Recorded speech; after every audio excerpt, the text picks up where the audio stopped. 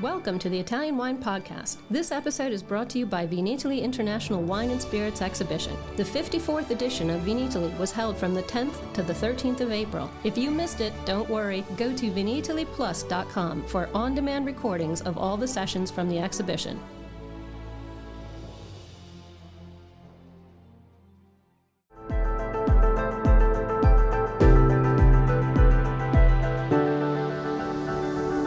Welcome to the Italian Wine Podcast. I'm Cynthia Chaplin, and this is Voices. Every Wednesday, I will be sharing conversations with international wine industry professionals, discussing issues in diversity, equity, and inclusion through their personal experiences working in the field of wine. If you enjoy the show, please subscribe and rate our show wherever you get your pods.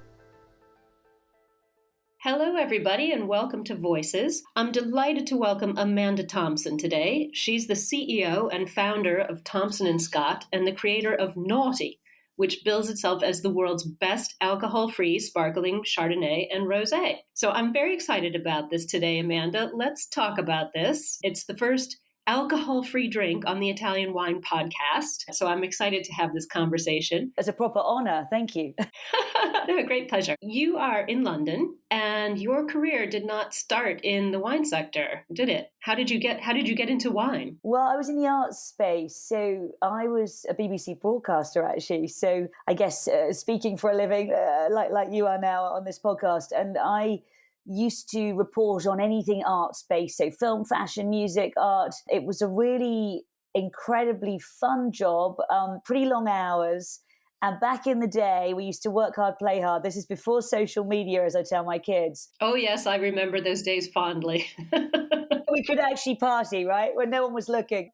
And that was where I originally built my love of champagne. I guess when I wasn't paying and beautiful glasses were being handed to me, I used to work perhaps on the red carpet at Cannes, interviewing movie stars or traveling quite a lot. And that was my original relationship with the fine wine world, was just enjoying it. And there was this very interesting dichotomy because I've been brought up by a health food obsessed mother. And I became really interested in the ingredients in wine, in particular the sugar, but also in some instances the chemicals. And that was really where my journey began. Oh, wow, how interesting. But it sounds like a very tough job standing on the red carpet in Cannes. But I do understand that attraction to fine wine, especially when it's free, back in the good old days, as we say. So you had a health food mom and found yourself with a champagne obsession. And so you founded your company in 2013 and launched your first wine in 2016, which was an organic champagne, correct? With still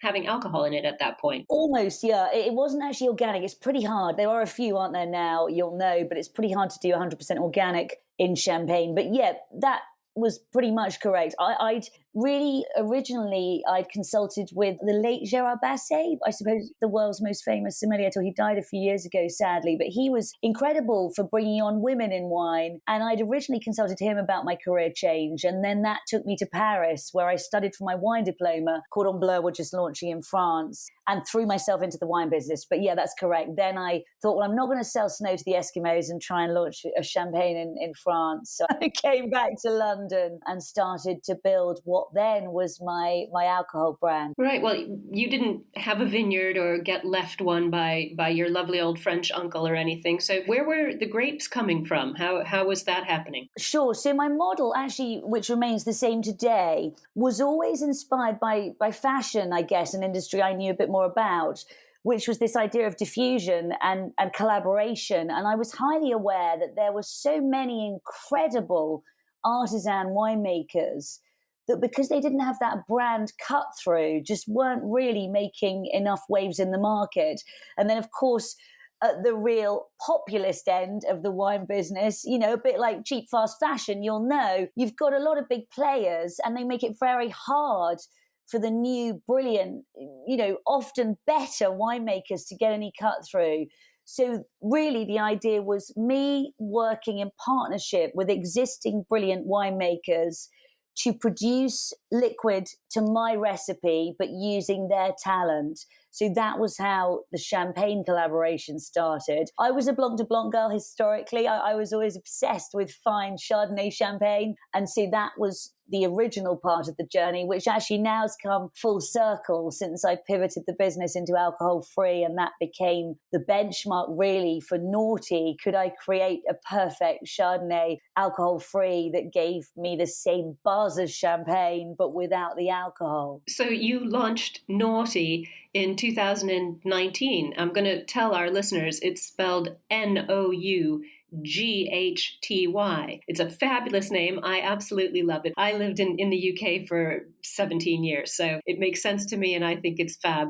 But I'm going to ask you to explain to our audience how you came up with this name, because not everyone will get the reference. No, and I love that. And our American friends, it's very popular. I'm delighted in the US. And of course, naught, meaning zero, we use it very commonly in Britain, isn't the terminology in the US, for example. So that was an interesting sort of translation. So that was really how it came about. I wanted it to be a play on fun, because for me, having incredible wine and fun, I think really should be together. But I feel often in an industry I love, the wine business, they're often quite far apart. We all have to be very serious and stuffy about fine wine. And then the fun is somehow cornered somewhere else, really almost at the lower ends of the business. And I believe another conversation for another time, but that's partly why young people have been lost from the industry, in terms of, the demographic and why they're finding cocktails and spirits more often now. But I think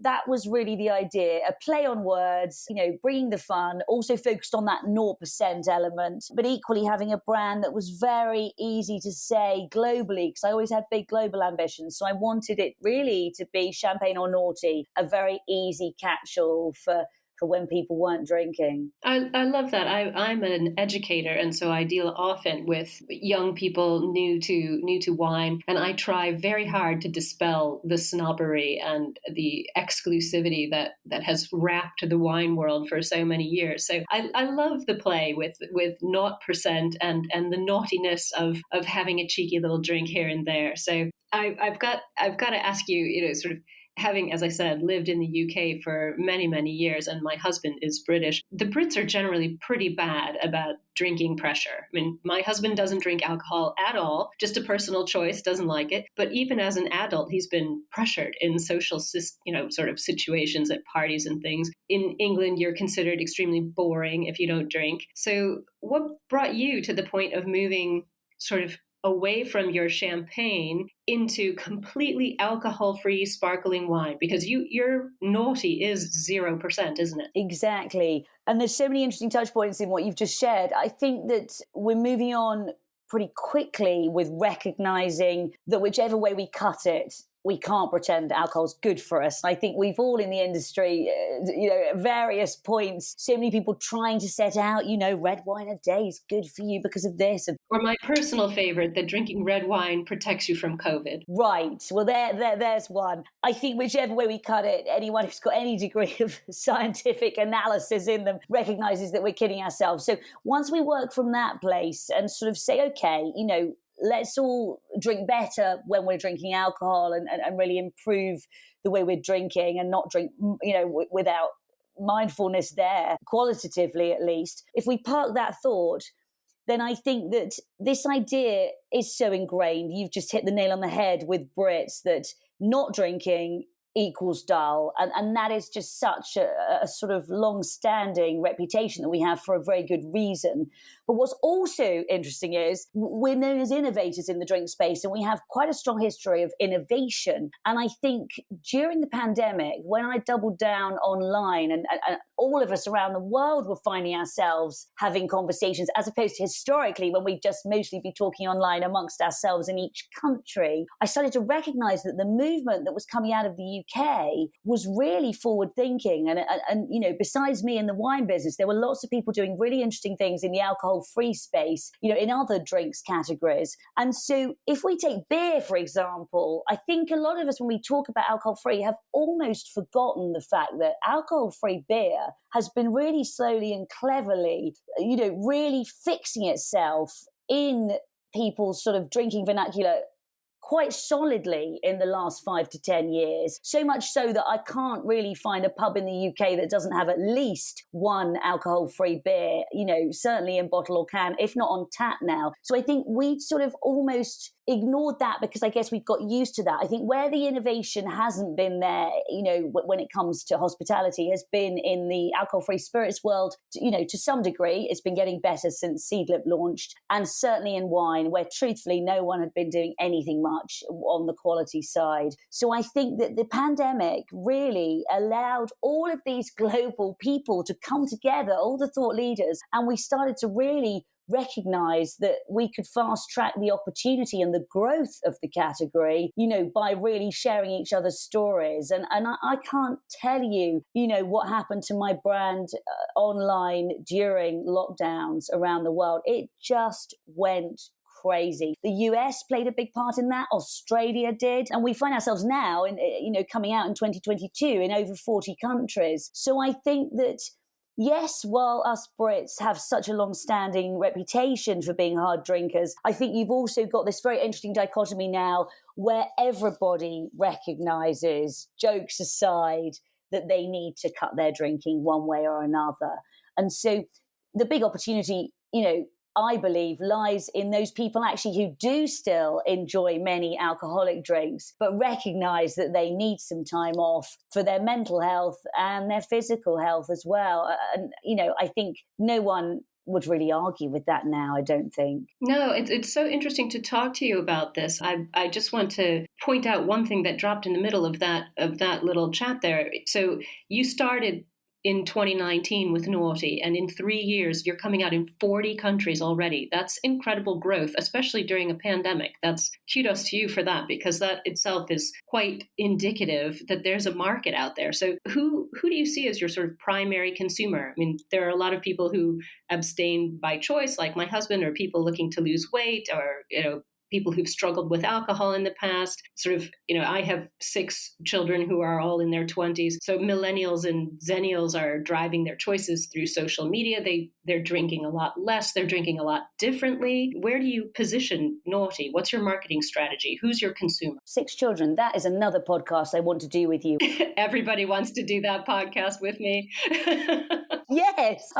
So, you've touched on that key demographic that the media has very quickly picked up on and recognized. I think they've seen their parents, us, drink too much. They're living their lives out online. And so I think social media, one of the benefits actually has been that young people don't want their reputations ruined by one stupid video or snap of them doing something embarrassing. So actually, that's a really positive element that social media has brought to wellness in the world when it comes to young people. That's a fantastic point, because social media never goes away. That could cost you your corporate job in a heartbeat, right?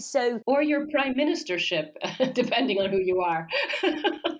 Not in Britain, I don't think. Anyway, that's definitely another podcast. It's another podcast too. But really, I don't want to sort of shirk the question, but who is our demographic? Really, anyone and everyone. You've got this really interesting opportunity with young people. So they're sharing and falling in love with Noughty from the get-go. So that is brilliant. You've got the fitness crowd who are just automatically, often, even famous athletes, they hardly drink.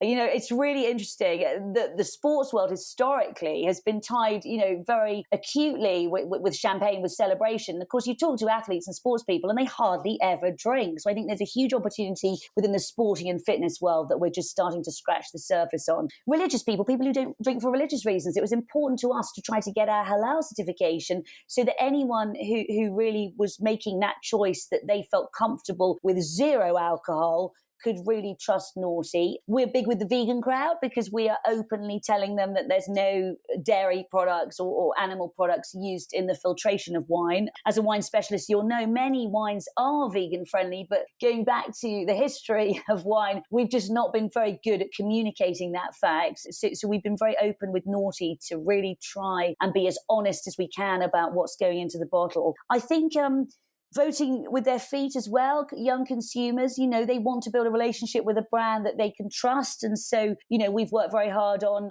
being an open, sustainable brand. I think we're going to get into that a little bit more later. But what I've loved about Noughty is the fact that I am constantly surprised by the people who find and fall in love with it. So that goes back to, I suppose, the statistics which say that you've got the sober community, you've got all those people who aren't drinking anyway, who luckily have fallen in love with Noughty. But the really big opportunity is those of us who are drinking anyway and just want to switch it up a bit and want something equally delicious. And I think historically we've not been catering for that in the wine world. No, I think that's a really legitimate point, something that's delicious and still festive and celebratory. But I want to go back just one step because you mentioned that Noughty is certified halal. Again, we will have some listeners who don't know what that is, but it is a requirement for Muslims. And so you're actually taking a non-alcoholic beverage that is still festive and fancy and tastes delicious. And you are including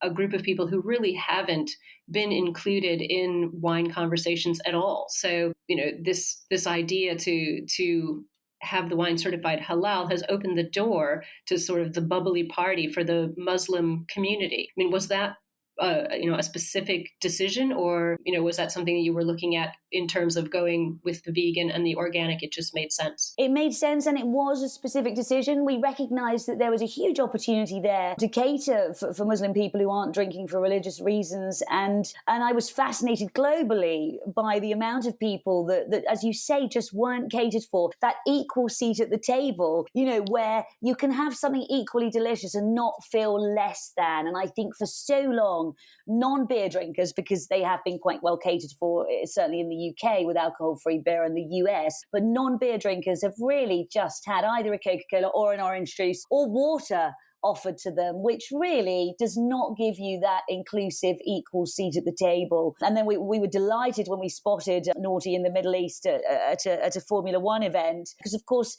there are certain countries where alcohol is not really supposed to legally even be there. So that really offered that beautiful opportunity to give something to that community. Where were you when you saw Noughty? So I think that was in, I want to say, Abu Dhabi. Okay. And we actually had Wow, that's so great. Yeah, we had a snap, and I mean, it was really rather wonderful. There was a snap of Lewis Hamilton walking, and there was Noughty behind, and I was like, yes, that is what I'm talking about. You couldn't have planned it better. That's fantastic. I want to touch on what you just brought up too a minute ago. One of my favorite things about Noughty is that you list all of its ingredients on the packaging, and all the packaging is 100% recyclable. I mean, let's talk about this for a minute, because it's just not that easy to achieve in the wine sector at all. So what's the philosophy that prompted listing the ingredients? I'm sure stemmed from your mum possibly, but the packaging, what materials are you using and how is that affecting your cost? Because oftentimes, particularly in wine, recyclable material is much more costly than the stuff that can't be recycled. It's so true. Well, let's talk about ingredients first. Yeah, so from the get-go, part of my original reason for starting the business, first in champagne and then in alcohol-free, was to be really honest with you, shock. I mean, this is still true in 2022, although legislation is looking to tighten up, which I know is scaring lots of wineries who don't put things they want to share into their bottles. I couldn't believe that wine was a legal consumable that didn't have to list its ingredients. I mean, it's kind of crazy when you think about where we are in the world on analyzing everything else. If you think about a drug, a legal prescription drug, every single micro element has to be listed on that package. So that did shock me. And of course, the interesting point about that is wineries that do operate in a beautiful, sustainable, what I would historically, I suppose, in our industry call artisan way, are used to really making a very pure liquid. In a weird way, going back to how wine was originally made, you'll well know. But of course, with the commercialization of wine, the driving down of prices, sugar and chemicals hide a multitude of sins on the palate. And so that's where we are. So that was really what I wanted to do was, shine a light, not so much on bad practice, but really push forward good practice and focus on really what wine should be. And that led me to do a lot of thought leadership work around my obsession with transparency of labeling. And interestingly, I guess being an ex-journalist, you've always got one eye on, I'm obsessed with zeitgeist and where we're going in the future. And I know there's quite a lot of shock in the industry right now with what's happening in different countries around legislation, but I think there won't be anything to hide, certainly in the next decade. And I think that is going to be quite a shock for consumers when they start to recognize what they've been consuming exactly as it is in the world of processed food. So that was very important to me. We're still always innovating in that space because sometimes, ironically, you're not allowed to list ingredients. So there's this slightly complicated dichotomy where you want to be transparent and you're not always able to be because of different countries' legislation, but that's quite a complex sort of issue to get into. So I'm doing my best on that piece. And then secondly, with packaging, again, a huge shock to me. I mean, I'm your classic entrepreneur who came into an industry, although I'd done my training at Cordon Bleu, I came in completely cold in the sense that I hadn't grown up in the industry. And I was shocked again at how hard it was to package sustainably and to put eco credentials forward facing in my business. And you mentioned cost, and yeah, it's really hard. And of course, that's another reason why most wineries don't sort of try and do away with plastic. Luckily, we found a way where it can be done. So we've got compostable packaging, which is basically pulped, and it's a sort of 3 compartments that wrap separately around the wine bottle, and you can pretty much throw it around within reason, which of course we all know in the wine business boxes do, unfortunately, if you're doing direct to consumer, literally get thrown around sometimes and dropped, which is the central issue with glass, obviously. Unfortunate, but true, yes. Yeah, and so that's how we've got around the problem. But it's a constant work in innovation, and our work there is never done. And obviously bottles aren't ideal, so that's another reason to start to try and see what can be done there. But we're not perfect, but right from the get-go we started out wanting to do our best and to constantly try and do better. Well, let's get down to actually talking about this drink now. How exactly do you make zero alcohol wine? Are you legally allowed to call it wine? Are you still using your Chardonnay grapes? Where's this base wine coming from? I'm just fascinated by the whole process. How do you, come up with a wine that is legitimately zero alcohol? So to take one of your questions about wine, that depends on the country and the territory. So yes, in the UK and US, no, in some of the, perhaps Dubai, each country has its own very strict rules. And of course, because alcohol-free wine, in the premium category at least, it is a very new emerging category. Each country, again, is analysing and wondering and reshaping its rules. So there's quite a lot of change going on very quickly in different territories around alcohol-free wine. So the legislation is constantly being shaped. And that's why I've just joined an alcohol-free not-for-profit board in the US called Amber, where we're really there to try and shape the industry, and we're then opening different chapters around the world because I think there's so much to be done when it comes to the educative sort of factors there. So Noughty starts, my sparkling Chardonnay and my rosé, they start out as wines. Our grapes come from southern Spain, so they're nicely sun-ripened. And then it's a 2-step process, really. So then the wine is de-alcoholized. We use a process called vacuum distillation, and it's done very gently to try and retain the flavor profile, and we don't heat it too high. There are various ways to de-alcoholize wine. Another way is a different method called the spinning cone method. But we believe that the vacuum distillation method creates what we like to think of as the best liquid. So that's how we do it. So it's kind of funny because you get people saying, shouldn't it be really cheap, like cheaper than wine because there's no alcohol? Interestingly, alcohol is not an expensive component of anything. That, often it's even just a byproduct. The expense, it really isn't linked to alcohol per se. You're producing actually quite a complex product when you're de-alcoholizing because you've got a whole other separate process, if that makes sense. Absolutely, and a whole second set of a process. So if you're starting with a wine that's already been made, now you're doing something else to it. So it's much more process than just a typical wine would be. Exactly. Okay, well, this is absolutely fascinating to me. I think this is quite interesting, and I do think that this is something that is becoming much more part of sort of current wine conversations, and is likely to continue being so as we head forward. So I want to talk to you about the fact that your company is registered as a B Corp. This is something, again, not a lot of our listeners will know, but I find this also fascinating. So I'm just going to ask you to explain what it means and fill us in on why it was so important to you to have your company be a B Corp. So it's really putting purpose alongside profit. And rather than just doing the right thing when everybody's looking, it's doing the right thing when no one's looking. And I mean, we've even got written into our articles, our share articles, and I've got outside investors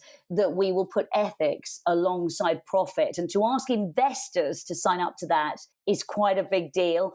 Now, I believe the way the modern business world is going, this is more important than ever. And luckily, corporates are desperate to catch up on this one. But the B Corp organization started in the US. And as far as I'm aware, Patagonia was a brand that was instrumental in really publicizing it. And they've just done a recent campaign encouraging you not to buy any of their clothes, but to repair and reuse. So it's this idea of putting climate really at the heart of your business and ethics, which of course, I guess 10, 20 years ago would have just been laughed out of town. But it's really fascinating to see how the money markets are now wanting to invest in B Corp business, because I think whichever way you look at it, even if you don't buy into, caring about the climate and caring about ethics, because everybody now knows that these are the businesses of the future, you've got to put your money where your mouth is. So I think we're at a really fascinating time when it comes to the way we view businesses. And I didn't just want to jump on that bandwagon for commercial reasons. I wanted to really get our certification as soon as I could when I launched, because it's a bit like putting your flag in the sand, like my thought leadership on label transparency. I wanted to really stand for something as a business. And I wanted my consumers to trust that not only I, as the founder, but also the team and the brand really stood for something. And it's just been a delight to watch modern consumers and recognize that my hunch that really mattered to them is really now coming to fruition. Because when you analyze shoppers now, they all vote with just so their ethics really play such a big part in brands that they're supporting. And we all know there's been horrendous brand stories where, you can literally, your share price will plummet overnight in public companies if you're not doing the right thing. So I think that's really why we became obsessed with getting our B Corp certification. Absolutely. I think, again, getting back to young people as well, and I always use my own family as my case study in these sorts of things. Young consumers are really voting with their wallets. Absolutely.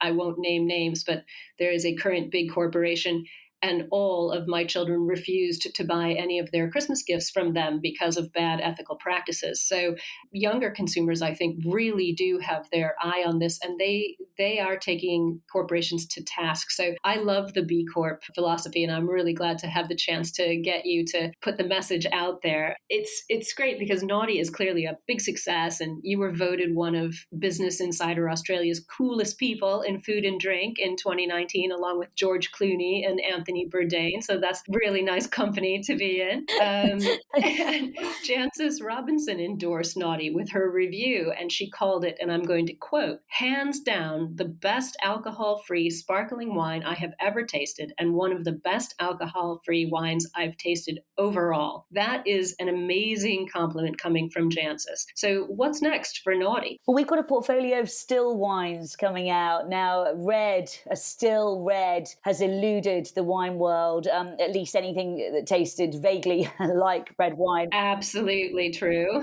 So I've been hard at work on that. And then we've got a white and a rosé. So then the portfolio is complete. We want to really work with all airlines. We've just started working recently with British Airways in their lounges in London, and Virgin Atlantic on their long-haul flights being poured in the air. So really, wherever there is fine wine, I think there should be Noughty alongside it. And of course, we've started that globally with champagne. So that's the call I want really to be ringing out across the world, which is champagne or Noughty.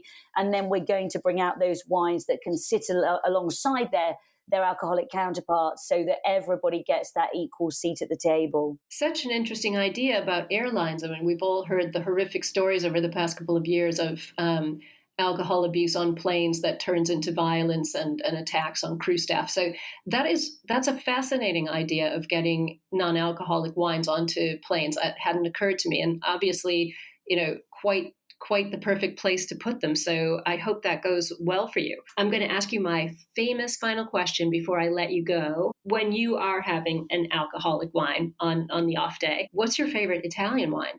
So one of my favorite places in the world is Locanda Alcoli in Tuscany. I always get nervous saying it. Nice choice. Nice choice.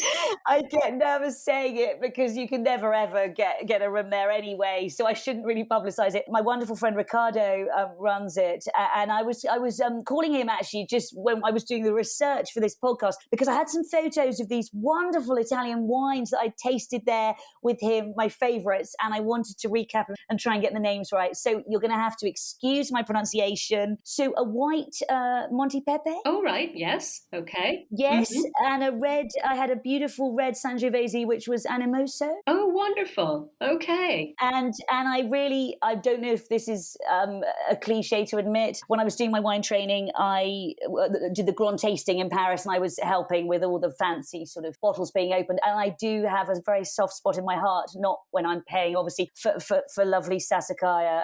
The Super Tuscans, when someone's treating me, I'm always in. Oh my goodness, aren't we all? Well, excellent choices. And I can't thank you enough for coming on, Amanda, and sort of opening the door to all our listeners for what is really obviously going to be a high quality, fine wine in the non-alcoholic realm. I'm going to encourage everyone to jump on your website. The packaging is elegant, clean, very high end looking, and all indicators are pointing to Noughty as being a huge success, sort of smashing that barrier for people who don't want to have an alcoholic beverage, but still want to be part of the wine world. And as you said, have a seat at the wine table. So thank you for opening the door to include that segment of our community. And I wish you lots of success in the future. That's so kind. And our website, just to recap, is naughtyaf.com. And that's naughty with a zero, with an O rather, but to stand for zero. Thanks, Amanda. Thank you.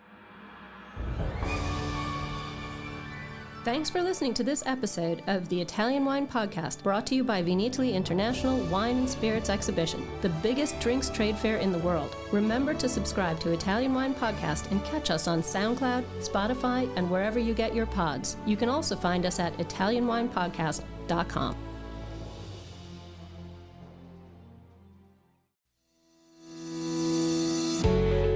Hi guys, I'm Joy Livingston and I am the producer of the Italian Wine Podcast. Thank you for listening. We are the only wine podcast that has been doing a daily show since the pandemic began. This is a labor of love and we are committed to bringing you free content every day. Of course, this takes time and effort, not to mention the cost of equipment, production, and editing. We would be grateful for your donations, suggestions, requests, and ideas. For more information on how to get in touch, go to ItalianWinePodcast.com.